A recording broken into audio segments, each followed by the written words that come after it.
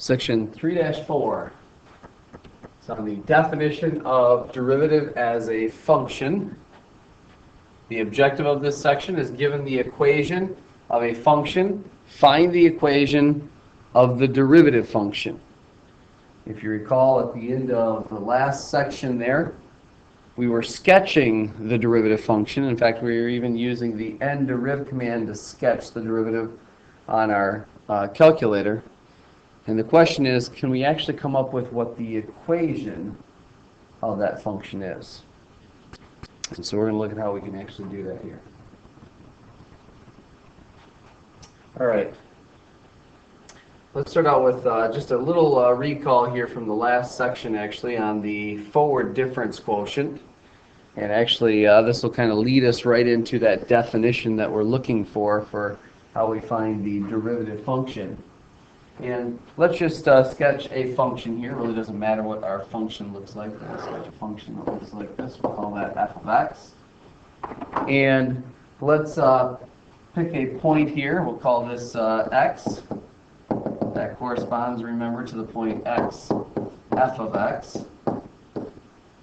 And then we moved forward some distance. We called that h, to a point here that's called x plus h then.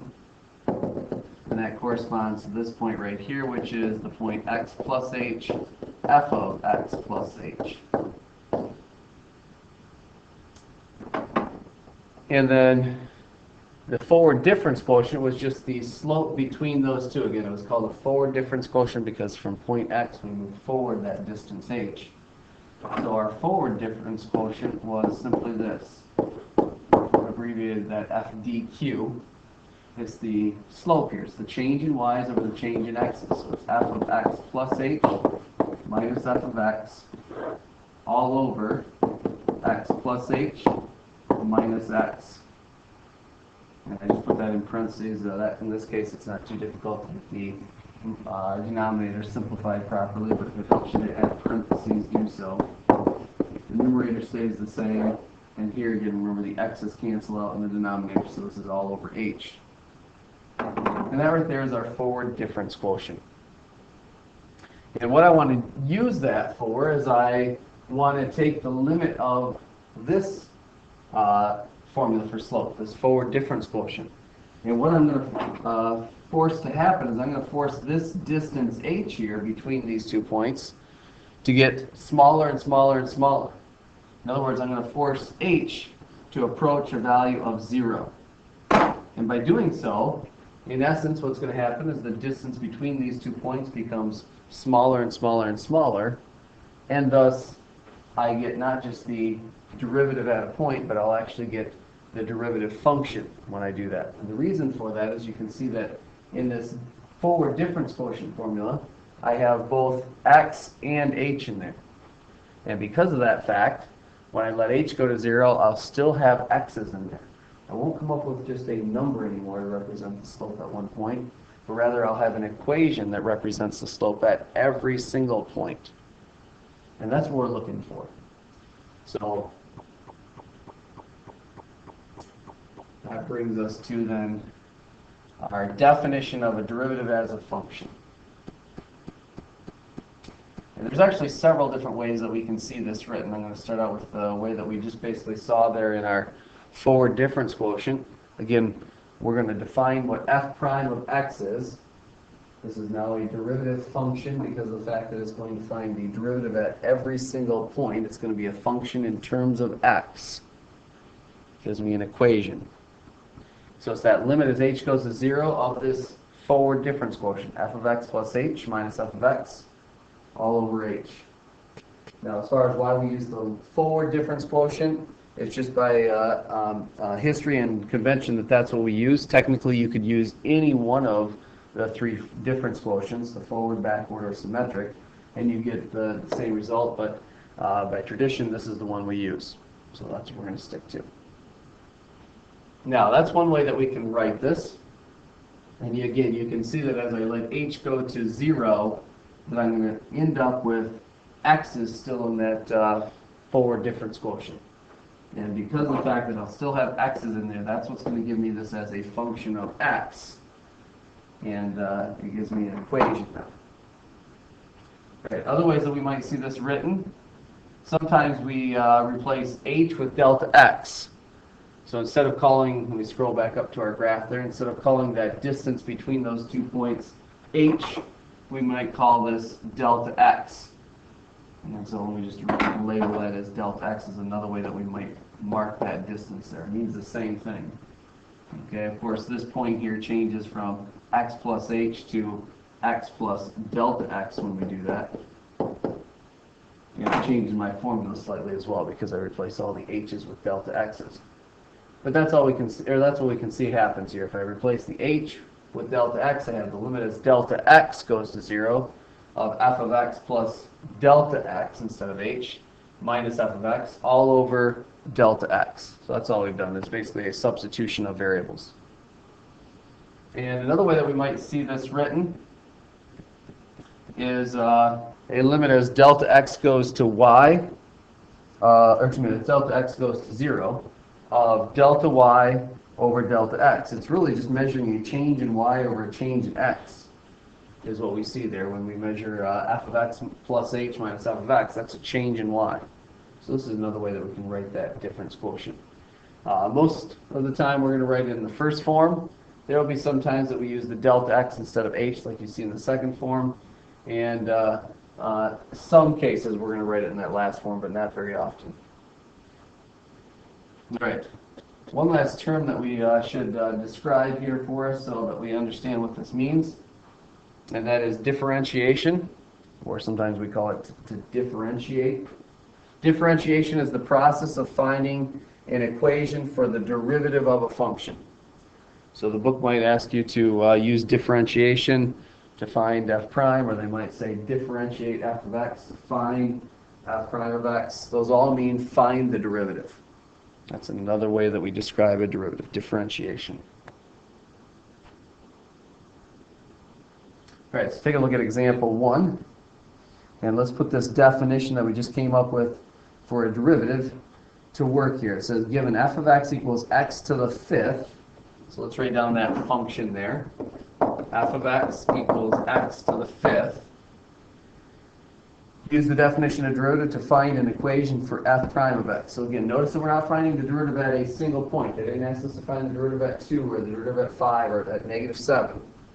They asked us to find the derivative function here. Find the an equation for f prime of x. So that's our derivative function they want. All right, so we're just going to use our definition. This is where you need to start every single time.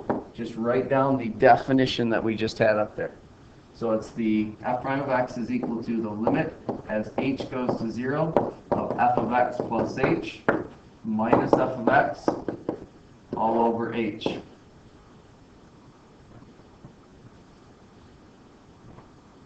right, now it requires a little bit of substitution to simplify this. We've got the limit as h goes to 0.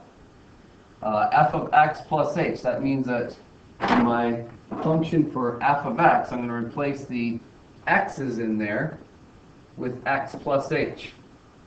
So instead of just x to the 5th, it's going to be the quantity x plus h to the 5th. Okay, that's what f of x plus h is. Minus f of x is the original function we were given, so that's x to the 5th. And that's all divided by h. Notice we start with the same first step that we did with the other definition that we saw back in section 3.2. Starts out with substitution. Write down the definition first of all, and then substitute in what you can for function f. Now, in order for us to evaluate this, we actually need to expand this guy right here. X plus h to the 5th. And that's a binomial, and so you have a binomial theorem that we can use to expand that. All right, and definitely want to use that formula because it'll make this go a lot faster. So let me demonstrate how we can do that just to refresh your memory. Then we'll come back to this problem here. This is the binomial theorem.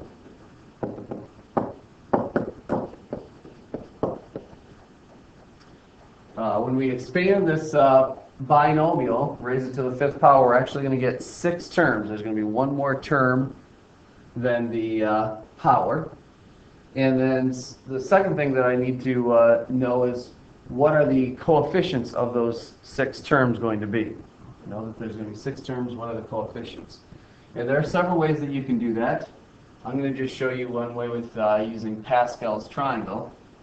And Pascal's Triangle says the following.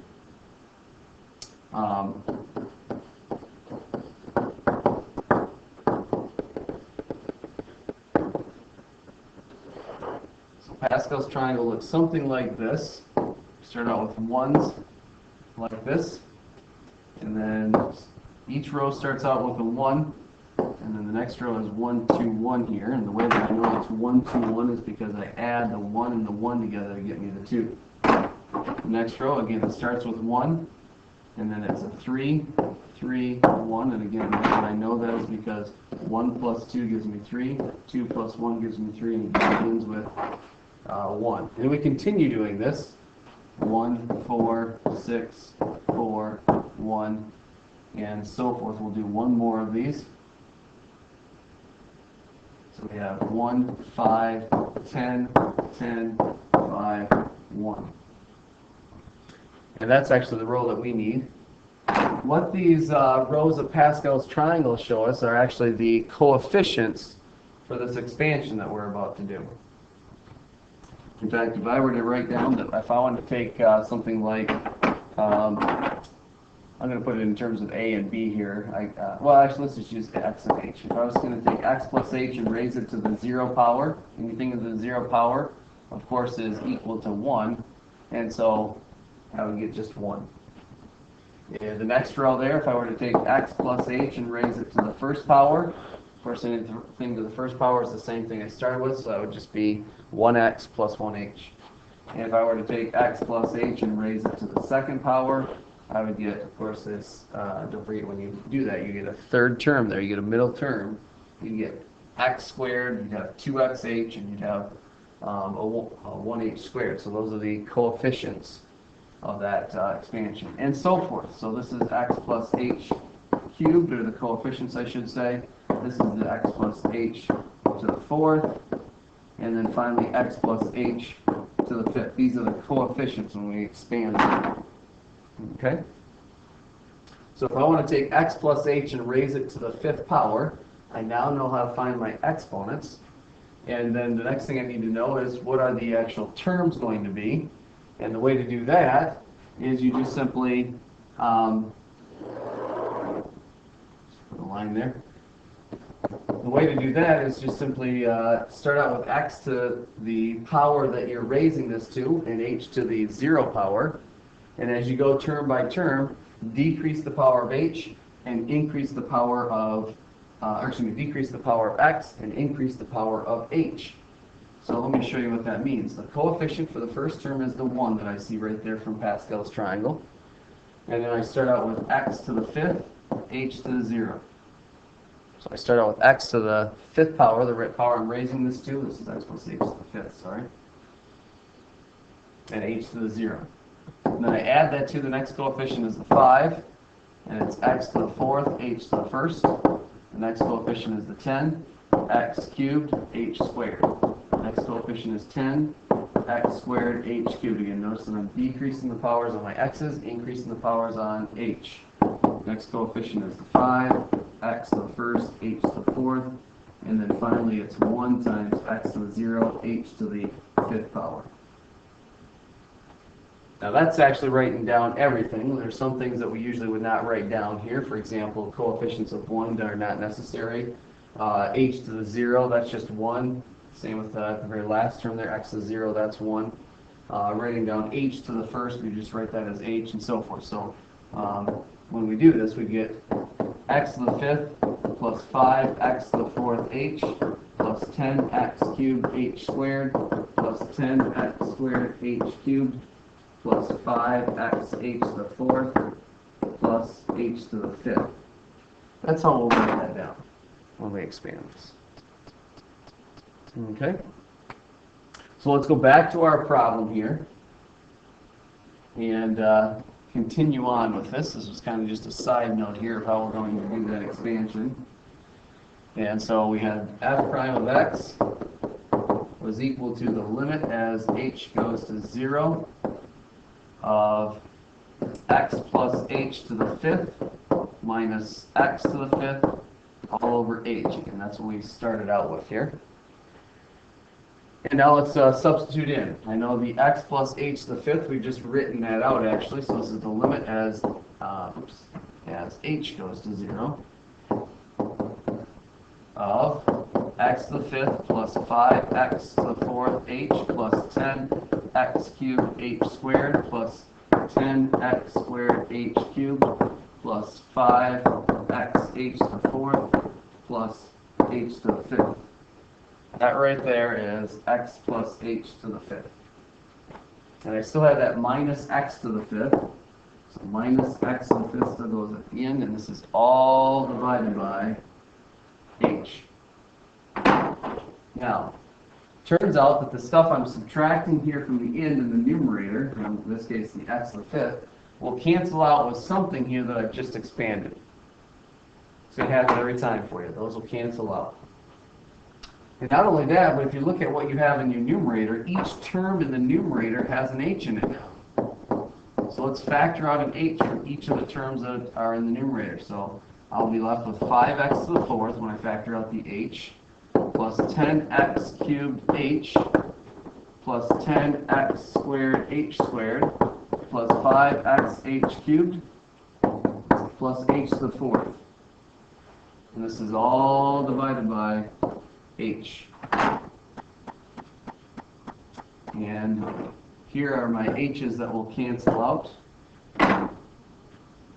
That gets rid of that indeterminate form. Again, if you go back to what we started with, let me just scroll back up here real quick. If you were to plug in h as 0 here, realize that this takes on the form of x plus 0 to the fifth. That's x to the fifth minus x to the fifth. That's 0. Divided by h is going to 0, that's 0. That's that indeterminate form, just like we saw with the other definition of a derivative at a point. So I have to find something that's going to cancel out to get rid of that indeterminate form, which is what we just done here. And now I can actually evaluate this limit. So if I let h go to 0, I'll have 5x to the fourth. There's no h's in there, so in other words, it's kind of like a constant. Plus, so the limit as h goes to 0, 10x cubed times h, that'd be 10x cubed times 0, which anything times 0, that's 0. The next term here is 10x squared times h squared, that's another 10x squared times 0, that's another 0 for us. 5x times h cubed, again h is going to 0, so that's another 0. And plus h to the fourth, again h is going to 0, so all those turn out to be zeros at the end.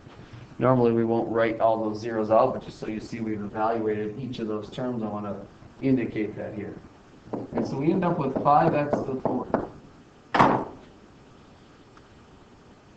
Again, the significance of this is we're saying f prime of x is equal to 5x to the fourth. The derivative function is 5x to the fourth. If I wanted to find the derivative at 2, I can just simply plug in 2 now into this equation. If I want to find the derivative at 1, I just plug in 1 into that equation. So with one step, I've gone through the process here to find the derivative, but it's the derivative at every single point. A much better way to work with derivatives, because now I have the actual equation of that derivative function. All right. Now there are several properties that we need to know in order to work with derivatives and make this process actually go a little bit faster here for us. We'll see. The first one here is what we call our power rule, and in fact, if I look back at the problem that we just did, remember we started with x to the fifth, and the derivative turns out to be 5x to the fourth. So what we saw in the last section is it looks like when we take the derivatives of polynomials, we lose one in the power. That's what we see here, that we ended up with x to the fourth, rather than x to the fifth that we started with. But the other thing you'll notice is that we ended up with a 5 out front. So what used to be the exponent is now the coefficient out front, and we lost one in the power. That's actually our first property here, which is called the power rule. Power rule just simply says if f of x is equal to x to the nth power, then f prime of x is equal to n times x to the n minus 1. Makes it a very nice way, very quick way to find a derivative. I don't have to go through the whole limit process to find that derivative function. Here's the property we should have just noticed there from that last example. We're just simply generalizing that. So there's our power rule, used for finding the derivative of a power function. All right, and there are three other properties here that we need to talk about. The first one is for the derivative of a sum of functions. Now, if you recall, back in Chapter 2 when we talked about the limit theorems, there was a verbiage there that we used to describe those limit theorems. We said that the limit of a sum was equal to the sum of the limits. That same thing applies as we're going to go through these theorems right here. Derivative of a sum of functions, the derivative of a sum is equal to the sum of the derivatives. Okay? In other words, if I want to take the derivative of a sum of two functions, all I have to do is sum up the derivatives of the two functions. So the nice thing about that is that I don't have to worry about the whole function all at once. Just take the derivative term by term. If f of x is equal to g of x plus h of x, then f prime is equal to g prime plus h prime. So take it term by term. That's basically what that's saying. That's the first property. Let's take a look at the second property, which says for the derivative of a constant times a function, derivative of a constant times a function is equal to the constant times the derivative of the function. Again, the derivative of a constant times a function is equal to the constant times the derivative of the function. In other words, the constant just stays out front there. It's not, the derivative does not get rid of or change that value. It stays up front. So if f of x is equal to k times g of x, then f prime of x is equal to k times g prime of x. Constant just stays right up front. All right, let's take a look at one last property here.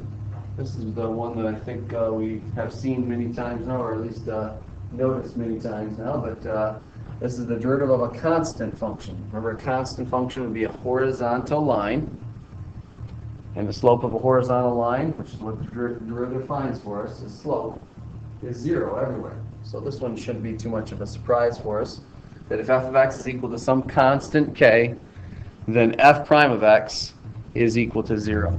So the derivatives of constants basically disappear. They go to 0.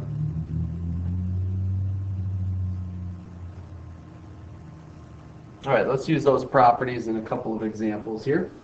Take a look at example 2. It says if f of x is equal to this function, f of x is 5x to the 7th minus 11x cubed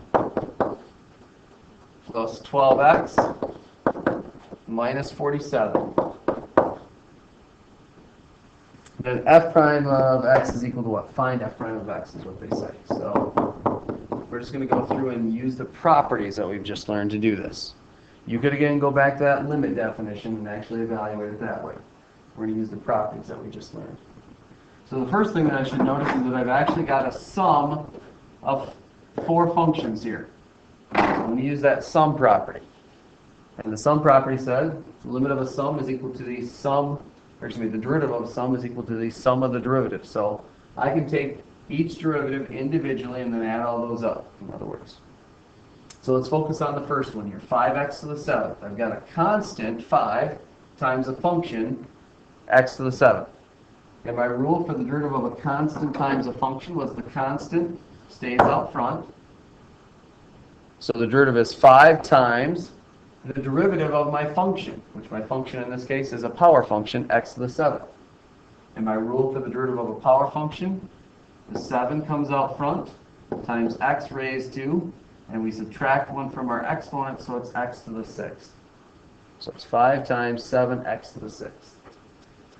And then I add, or in this case I'm subtracting, the derivative of the next function. So again, I've got a constant times a function, so the constant stays up front, so it's a minus 11 times.